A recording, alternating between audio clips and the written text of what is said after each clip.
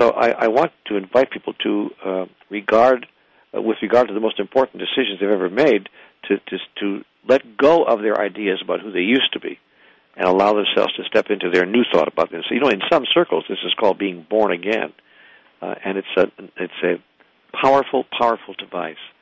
But there's something that stops people from doing that, and maybe you already know what the answer is, Steve. People, if they let go of their story, they have to let go of their anger, their resentment, their upset, or their guilt.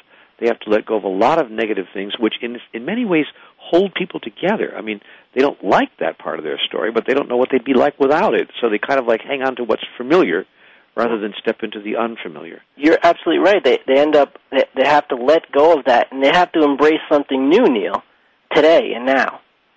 And there's another step that people can take as they move into their future, too. This is step number 6 from this list of 17. Have only preferences. That's a very interesting idea. See, many people make themselves unhappy simply by finding it impossible to accept life just the way it is presenting itself right here, right now. Your friend Byron Katie can tell you all about this. Right. People think nothing's ever good enough, nothing's ever quite right. Like the princess and the pea, there's no way that these people can ever get comfortable with their situation or circumstance. Nothing works, nothing's good enough, nothing's fast enough, big enough. As long as there's a thing called weather, these folks can find some reason to not be totally happy. They can't celebrate what is, but need rather to excoriate what is not. To celebrate or excoriate, that's the choice in every moment. Choose the first and not the second is what I'm talking about here, and your life can be filled with smiles forever. It's true. And it's what they seek also, because, Neale, in our society, when you actually evaluate what we call happiness, because you're calling happiness, and I totally get what you're saying, but a lot of what society calls happiness, Neale, is really when people are enthusiastic about something new, and it's really it's more like happeningness. And what I think the happiness that you get when you do align with God or align with your true position and true truth is actually more like content. Like you're complete, but you're not finished. You know what I mean? Yeah, that's exactly right. What I'm saying here is that there's always something to celebrate in your life, so long as life is being lived. And if we can see our cup as half full rather than half empty, which is more than just an aphorism, we will find a key to enduring happiness. And Byron Katie, in her wonderful book, Loving What Is, talks all about this, invites us all to step out of our story long enough to take an honest look, to give life a fair chance. And if we do that, we'll notice that in almost every instance, life is showing up right now with everything we need to be content and, as you say, to be at peace. So these are things that are important for us to understand. When we come to these understandings, we start living life in a whole different way. We bypass the drama, for one thing. Nothing has any meaning, Steve, you and I both know this, except the meaning you give it. Right. But I invite people to repeat this quietly in their mind at any moment of stress or upset. Nothing has any meaning save the meaning I give it. This is a variation of the words of Shakespeare. I first heard those words in the Course in Miracles. Nothing has any meaning save the meaning you give it.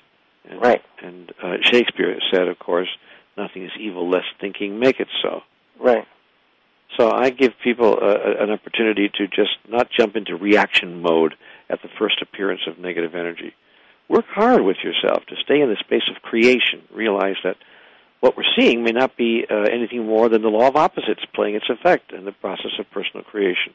The law of opposites, of course, says that every time you declare yourself to be anything at all, everything unlike it must, perforce, come into the space of your life to create a contextual field within which you can experience what you've automatically chosen.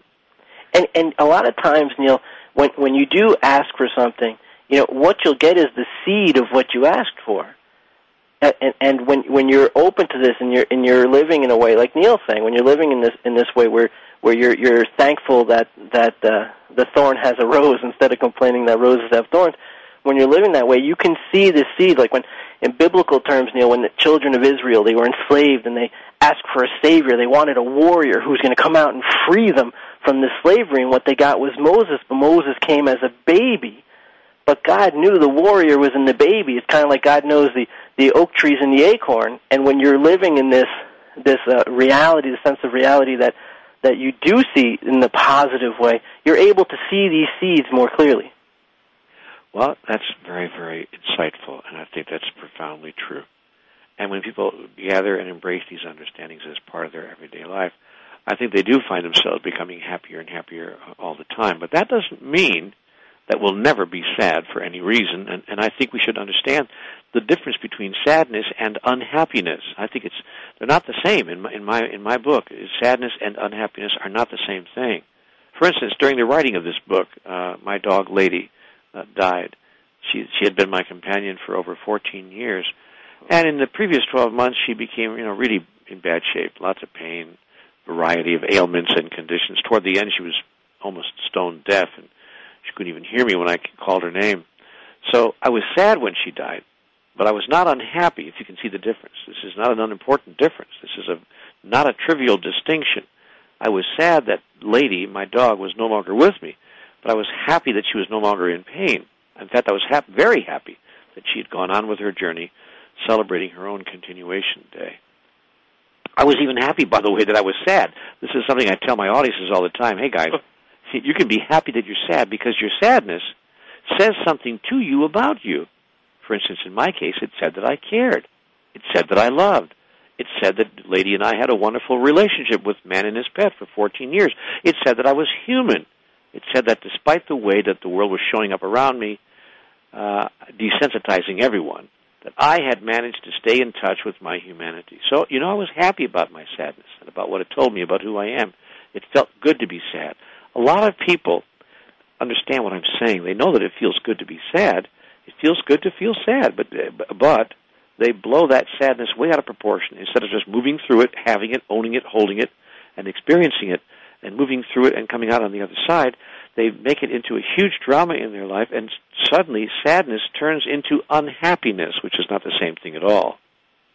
This is an incredibly powerful show. Thank you, everyone, for all the feedback. We're going to go to commercial in a minute, and we'll be back with the last segment for Neale DOnald Walsch. As a fan and as a listener of this show, I think this show is amazing, and you have such a great way of looking at things and sharing them. And I really appreciate you being back on. Neale's website is ndwhome.com. You'll find all information about Neale. If you go to cwg.org, you'll also find information about his event schedule. He's got a bunch of things planned. They do a cruise in Alaska. He has some more seminars and events, multi-day, single-day seminars as well, available. Check out the website. You're listening to Empowered Living, Life, the Truth, and Being Free. I'm your host, Steve Maraboli. We'll be right back.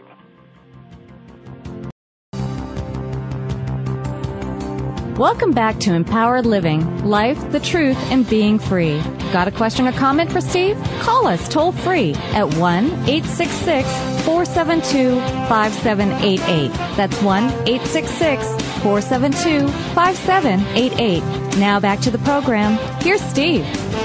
Welcome back. You're listening to Empowered Living, Life, the Truth, and Being Free. I'm your host, Steve Maraboli. For more information about A Better Today, our speeches, programs, seminars, our charities, please visit abettertoday.com or stevemaraboli.com. You'll also find information on our newsletter. And don't forget to check out the Empower blog. It's something new that I'm doing at Blog Talk Radio. For those of you who don't have time to listen to a whole full-hour show or read something and you just need a quick pick-me-up, the Empower blog is perfect. It's a 15-minute empowerment snack. I always pick a topic and just talk about 15 minutes. It's good for boosting, just get you through the day, and hopefully plant the seed inside that will grow into something else. So check out blogtalkradio.com/Steve Maraboli. And again, you're listening to Empowered Living. Thanks to you, we are the #1 most listened to internet talk radio show in the USA, and I'm proud to say this is your show, so thank you so much for spreading the word in this show and for participating. We have a great show today. We've been speaking with Neale DOnald Walsch. He's the best-selling author of Conversations with God, and he's talking about his new book, Happier Than God, Turn Ordinary Life into Extraordinary Experience. I just want to tell you his site again.